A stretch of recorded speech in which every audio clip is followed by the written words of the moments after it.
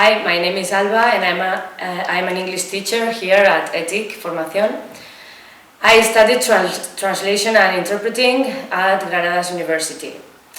Hola, me llamo Alba y soy profesora de inglés aquí en ETIC Formación y estudié traducción e interpretación en la Universidad de Granada.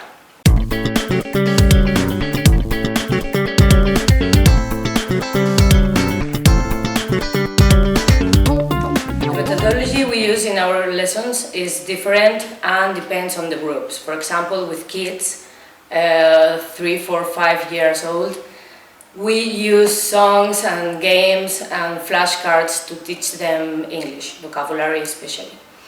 And for example, with movers, starters, we use the traditional method.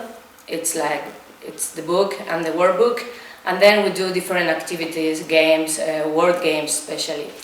With the adults, we follow a book, and they develop their skills in writing, listening and speaking, especially with the native teachers. La metodología que seguimos es diferente y varía según los grupos. Por ejemplo, con los kids, que son niños de 3, 4 y hasta 5 años, utilizamos más canciones, juegos, flashcards para enseñarles sobre todo vocabulario, porque están empezando.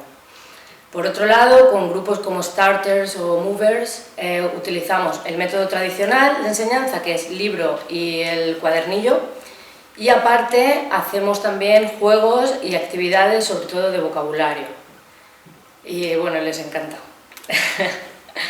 Con adultos es distinto, seguimos un libro y sobre todo desarrollan sus habilidades de audio, escritura y de expresión oral.